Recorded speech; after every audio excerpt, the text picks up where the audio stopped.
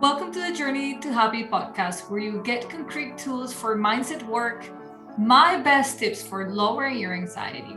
And you also hear funny and encouraging stories from me and others who have stories to share. Around here, you'll discover the easy way to stop overthinking, to get rid of self doubt, and finally embrace a calmer, more confident you. I am Olga, your host, a former therapist, a life coach, wife, blissfully an IVF mother, and a coffee lover. I'm excited that you tune in today, and I'm honored to be on the journey with you. Hello, everybody. Welcome to another episode of Journey to Happy. I am Olga, your host, and I am forever thankful for you to be listening. It's exciting, and I just noticed that we are over 40,000 unique downloads. Where last time I checked was 42,000, and that's just incredible. I started this podcast with one intention, and that was to spread this message and to help as many people as possible by just chatting here. And I am every time I see that number grow, I just feel closer and closer to my goal of reaching out to as many people as possible. So thank you so much for listening. And if ever you feel that more people should be connecting to this podcast, please share it and even tag me. I want to know. I want to know who you are, who's listening, where you are. Come say hi. You can find me in Instagram at Olga's that way. Or if you are tuning in to talk about or you're working through your own fertility journey, you can find me at fertility.seeker, also on Instagram. And that's where my whole personal journey is and where I specifically bring on supports to the fertility community.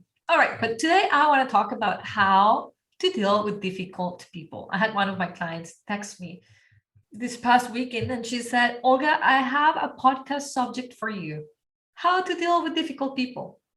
And I thought to myself, love it, I will do it. And so here I am. And by the way, if ever you guys have a subject that you want me to talk about in the podcast, feel free to send me a message. And if I like it, I promise you will hear from me. Okay, so learning to cope with difficult people is key, as we're going to encounter many of those people at some point in our lives. Like, please raise your hand if you've never dealt with a difficult person. And I really hope your hand is absolutely not high, because we all know a difficult person. And in fact, I bet anything that you yourself have been a difficult person at some point in somebody's life. It's just nature. Well, the ongoing suggestion is to cut these people off your life. And that is always a present reality. That's not always realistic, right? Like, you can't avoid everybody who you find difficult, can you? Like, what if that difficult person is a family member? What if it's a coworker? What if it's your boss? Are you going to forever and ever avoid seeing a relative or not going to work? Like, what if it's somebody that you share projects with? Can you really afford to avoid them? Personally, I have never used avoidance as a solution to dealing with difficulty in my life, ever.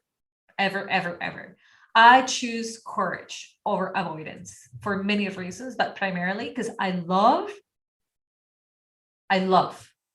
how I feel about myself when I look back and I say, that was hard and I did it. So that feeling like fuels me up to do this again and again and again. So I don't personally deal with difficulty by avoidance, but I know many of us do, because we just don't know how to otherwise do it. So I personally find that by avoiding a situation or a person, I am simply prolonging the problem for another day. But the reality remains that I have a problem. And in order to properly cope with that difficult person, we have to be ready to apply some self-control and to employ our best resources to set limits and be authentic. So I'm just going to go with, I'm going to give you some of my ideas as to how you can begin to not by avoidance. Face the difficult people in your life. It is possible, and I think we have all done it. And you know, I'm just gonna walk you through what I personally do. First thing is that I assume that they're doing their best. I know once we have a negative view on a person, it is hard to make a positive assumption about them. Like, once a person has kind of done something that we didn't like, or we didn't like them for doing that, it's easy to now begin to assume that they're always going to be that way. But what if we assume that they're doing their best? One of the factors that make dealing with a difficult person harder is that your assumption about them is negative. You may not notice that, but by thinking the person who is difficult is intending to be that way, you're actually creating more conflict within that relationship, and you're making it harder on yourself. The more negative assumptions we make about a difficult person, the less open-minded we are to be able to problem solve and move past the difficulty. Because we add more mental drama than it needs. So we're already taking ourselves out of a good interaction with that person before the person even sets foot on our presence. So keeping in mind that the person you find difficult is also trying to be understood and welcomed is important in lowering your already high walls against them. Remembering that every person, including the ones that you have a hard time with, is doing their best to get by, to be happy, to get along with people, will help us remember that while we may think they're difficult, they're also human and have a good side to them. This will grow compassion, and compassion will always open the doors to a healthier relationship, no matter who they are. Always assume they're doing their best, even if their best is far from the best that you expect from them. So that's one great way to start. Second, I would say accept the differences. Most conflict is generated by our desire to be similar. We often wish people would think more like we do, will behave more like we do, and we're under the impression that if we all were to think alike, that there would be no conflict. But just like you are unique, so it's everyone else. So being different is more likely to be the case than being similar to somebody.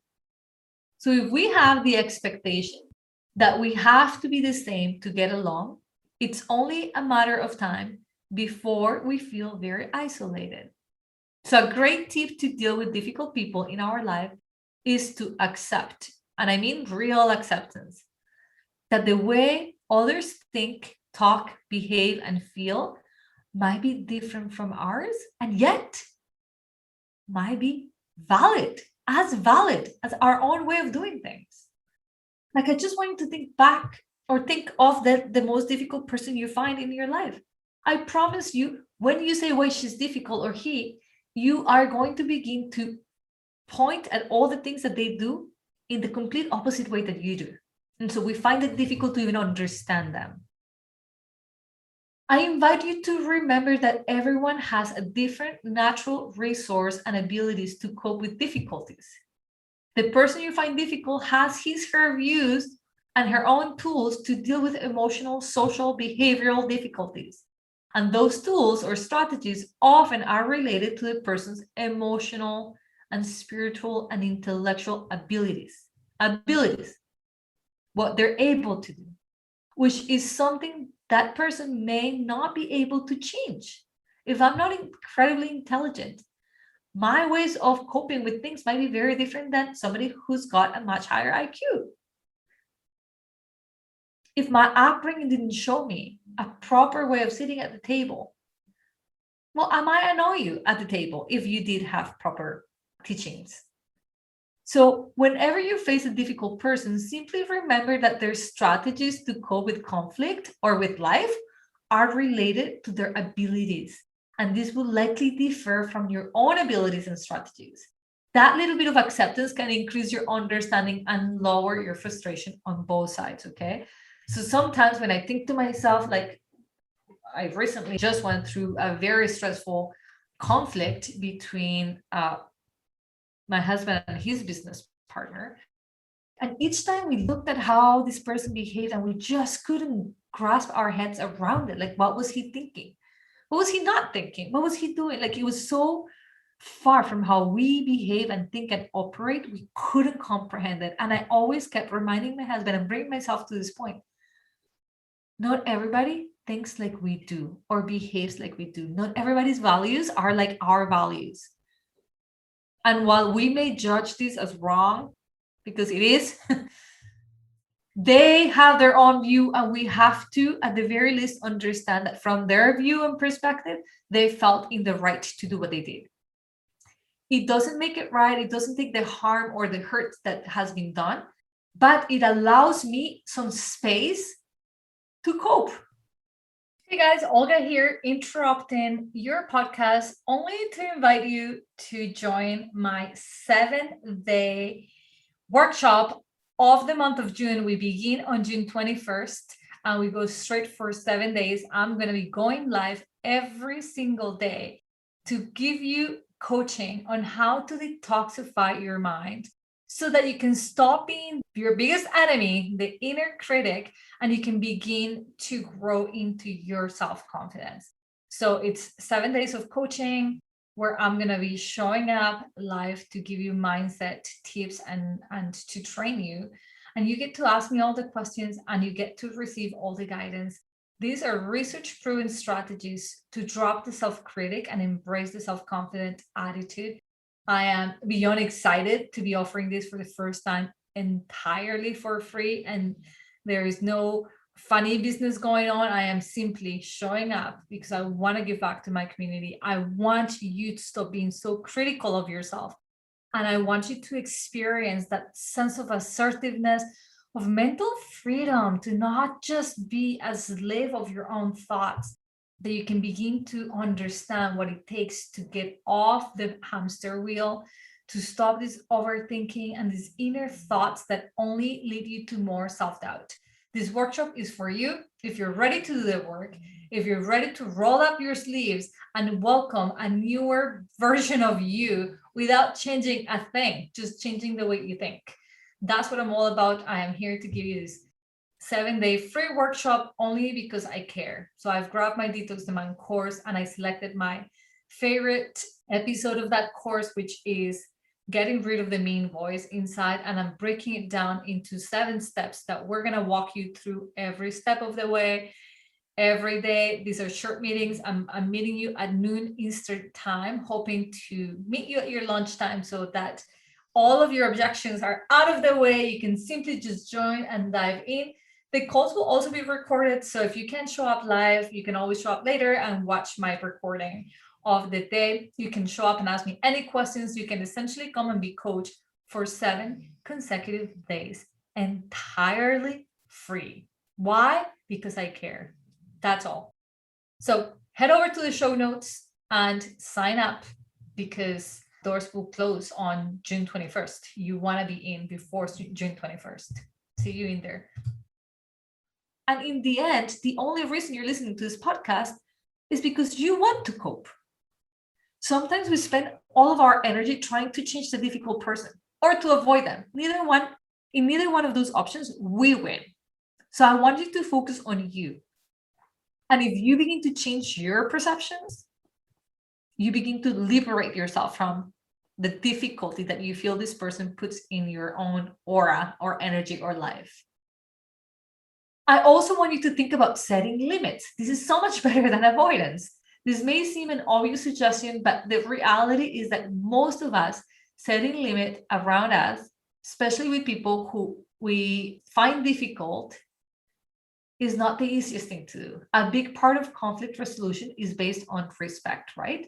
So thinking of applying limits is not a sign of rejection or added conflict with that other person, but rather it's a sign of respect for your time, your patience, and the relationship itself.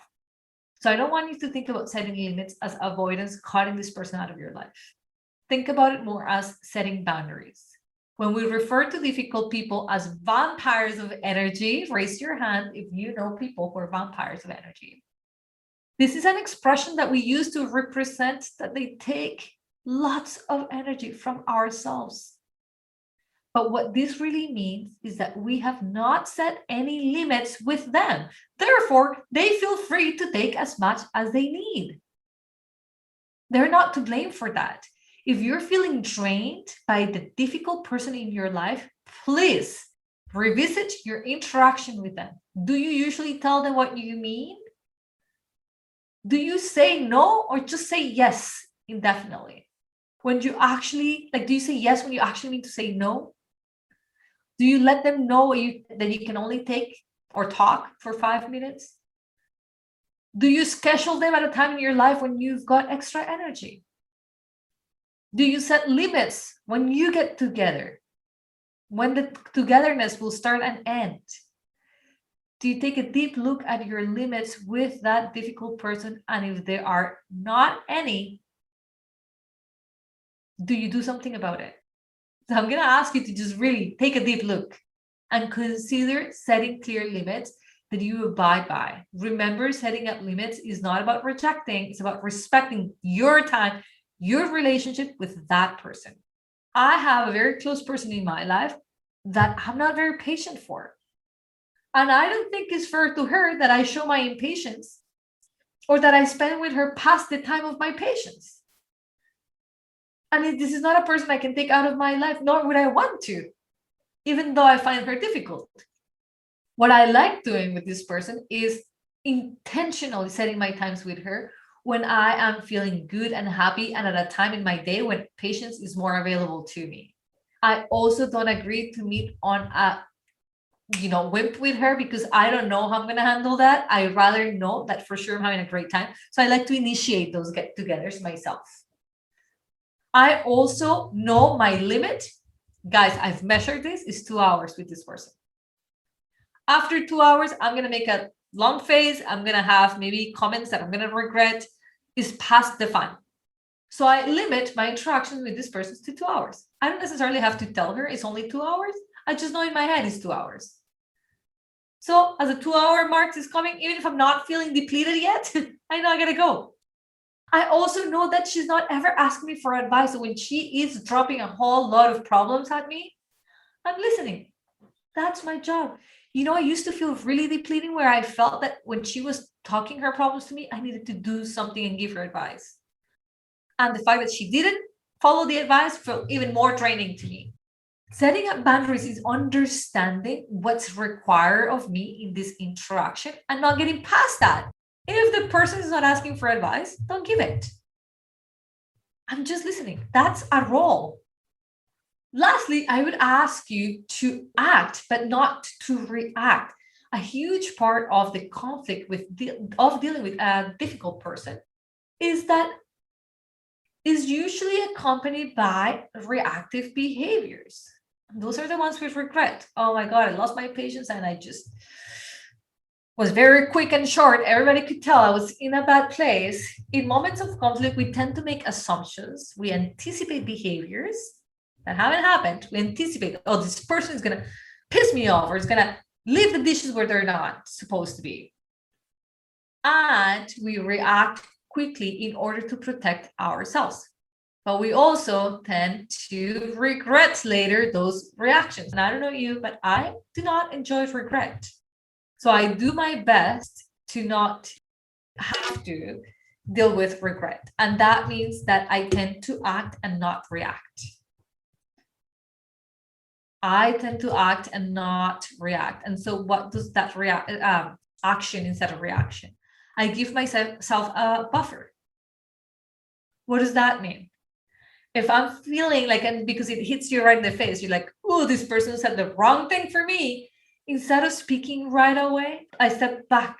Like with my son, for example, this is a whole new experience for me. He's tantruming now. Oh my God, it's the first time I see my son just not wanting what I'm giving him, which is what he asked me. I can't understand the mind of a toddler. But remember, I have one big goal in life, and that's to be a patient mother. And that means that I'm going to be understanding. I could easily label my son as difficult. Oh, he's being difficult.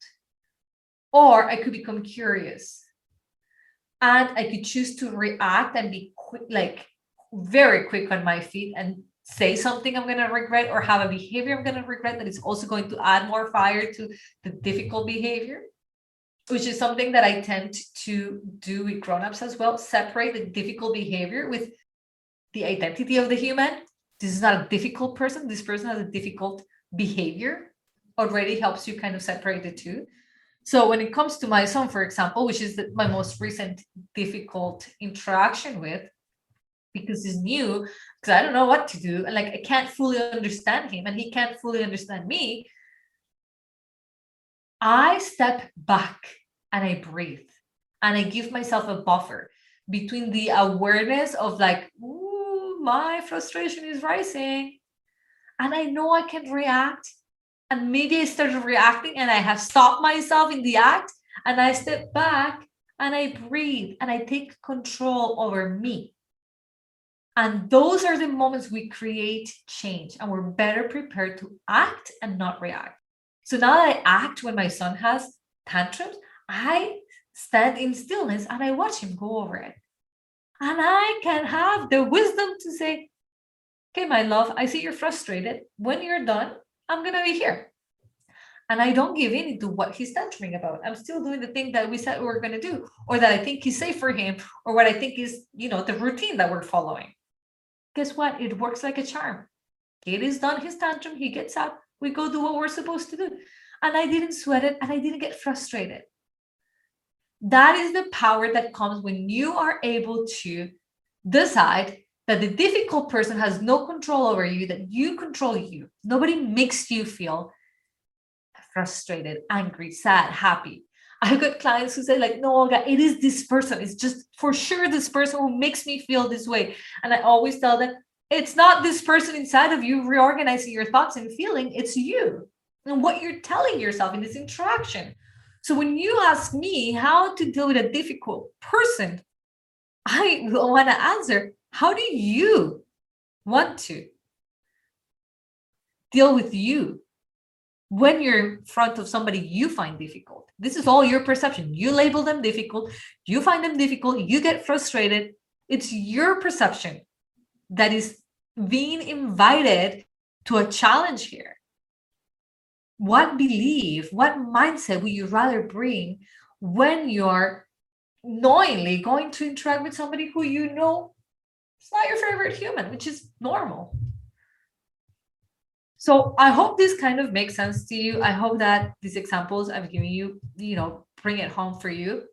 But I'll leave you with those 4 main points. Assume that they're doing their best, accept the differences, set limits, and act, but do not react. I hope this was helpful. I will catch you guys at my next episode.